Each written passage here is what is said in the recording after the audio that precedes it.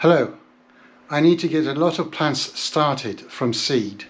I have used radiators and windowsills successfully, but that's only good for a small number of seedlings. To start all the seedlings I need for both allotments, I need something better. So I decided to buy some lights and a heat mat to help get things going quicker. I've bought these two LED light buttons.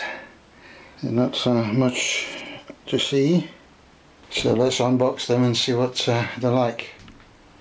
Okay, let's get that out of the way first. Right.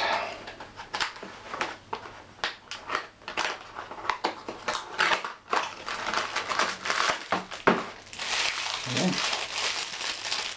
So that's all the fittings and the connections. Now I will need to put some plugs on them, but that's alright, it's not a problem. These fittings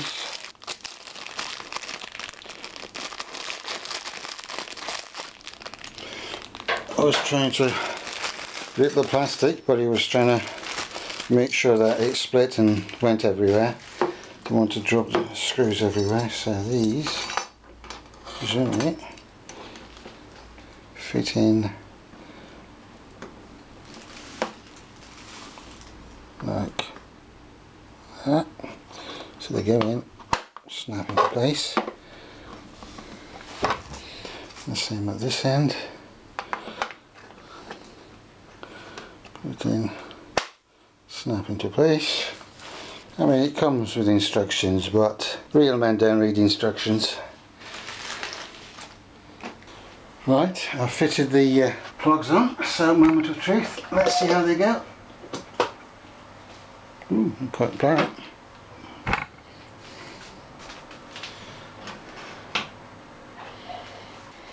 Yeah, I don't get you too close because obviously the light from that is making everything else look black, but I can see that these are quite bright, which they should be because they are daylight rated, so they should be fine for growing plants. If I focus away from the lights, you can see it is quite a bright day. As soon as I try and get close to the lights, the camera adjusts to that light and everything else looks black. But yeah, pleased with that. I've gone and spent some money and I bought a heat mat and thermostat combo to see how well that does, because I've tried putting things on top of radiators and various other tricks and it works, but I want something a bit more reliable, and the amount of stuff I've got to get out to put on two allotments, I really do need something a bit more substantial. So I decided that I was going to buy one. I decided to buy one with a thermostat rather than just a simple heat mat, because you never know how well they work with no thermostat and they can be a bit unreliable, so I've decided to spend a bit more. I decided to buy this one because whilst I was shopping around, this was on special offer. So it wasn't that it was anything spectacularly brilliant, but it was no worse than any of the others. And the reviews were reasonable, so I thought, well, I'll go for this one. So let's unpack it and see how it goes. Right. Okay. Right. Back.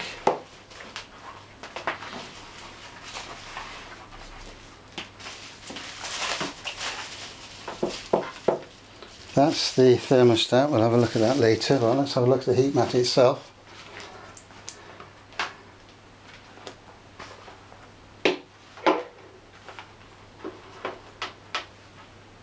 So basically, yeah, it's a bog standard heat mat.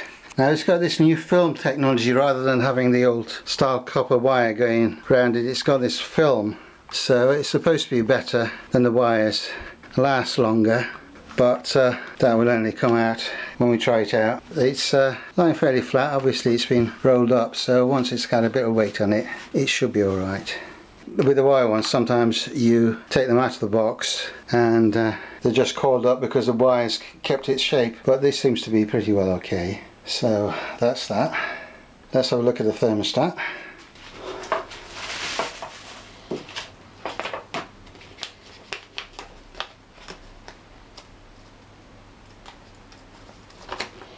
Well, not much in the very instruction manuals. That's it. One sheet of paper. They call it a manual, but I wouldn't call it a manual. But anyway. Okay, so that all seems to be pretty well normal. You can change the difference, the temperature between 0 and 42 up and down by 1 degree, and you can have it programmed. So seems to be a good thermostat, but obviously we just need to see how it goes in practice. And there's the probe, so that can go in, and the heat mat would plug into that one. That goes in the mains. So we'll try that later and see how it goes. These shelves have got holes all along, so I've put a piece of plastic there and another one up here, and it's the same at the other end, same thing there. So effectively I've got adjustable shelves, so I can have one light lower and one light higher. So if I've got trays at different times, I can adjust the height of the light independently. And I'll just put pieces of wood that go through here. These clips are there so you can screw these on, but obviously I'll just put a piece of wood through and it's supported on that. Now I will cut some pieces of metal pole that I've got and replace this plastic, but I just wanted to see how it would work before I actually put it together.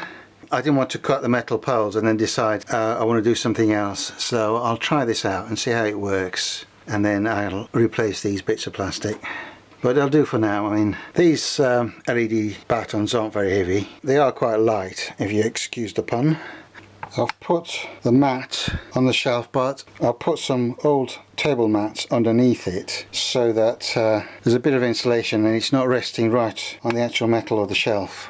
That should improve the efficiency of the mat, because heat is not sucked away by the metal shelves. So let's put this together and see how it goes. The instructions are a bit basic, so hopefully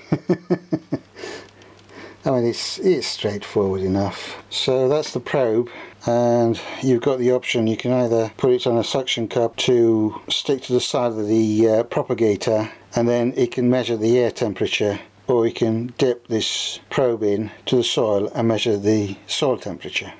Okay, so now it's time to test this out, see how it works. Right, it comes with a hole for clipping it on, and I'm just going to use one of the ties that came with it to put it on the shelf. Okay, that's connected up, so that should be alright. So we can plug the heat mat into that. Okay, so the heat mat is plugged in there.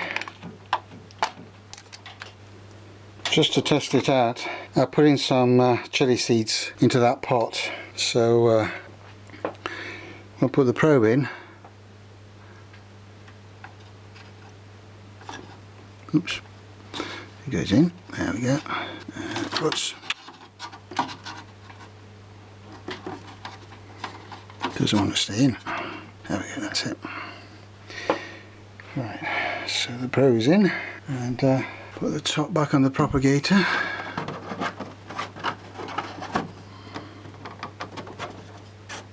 So let's plug it in and see what happens.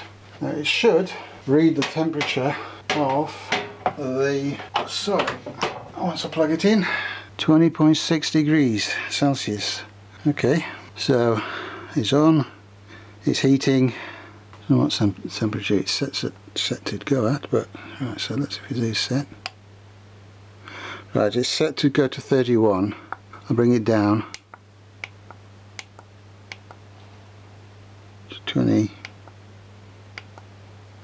which is what we need. And we'll set it. It will keep going till it gets to 25, and then it will stop. It's at 20.5 now, so we'll see how it goes. That's how the setup will look. Obviously we don't need the lights now, but that's how it would look when we get things going. Obviously everything else looks dark because the camera is adjusted for the light of the LEDs, so everything else looks dark. So I can get two propagators going, one there and one behind it, and I can have the lights on different levels for each propagator. Obviously I've only got one probe, and this will only work on whatever temperature is on that pot, but the two propagators should be pretty close. Yeah, that should be fine. I'm pleased with that. Right, it's reached 25 and it should have turned itself off now. Maybe it's when it actually goes over 25, so we'll see. It's taken just over an hour to get from 20.5 to 25, so that's not bad. I raised the propagator and I put my hand on the mat, and it's gentle heat. Just check the temperature.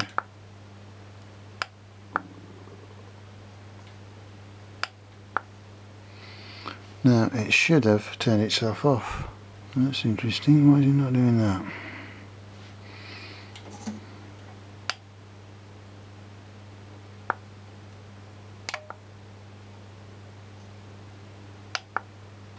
Okay, so I changed that to 24 and now it's turned itself off. So it's got to go above 25 before it turns off. So it's not when it gets to 25, it's got to go over 25 before it gets turned off. But that's alright, so long as you know what's happening. But yeah, at 24 it's got it up. So I've set it to 24 and it'll continue to go up a little bit because the mat is still warm, so that will still transfer to the compost and warm it up a little bit, but it should stay around a 24-25 level now. I was so happy with these that I decided to buy some more lights to extend the system, and you'll see that in future videos. Goodbye for now and come back soon.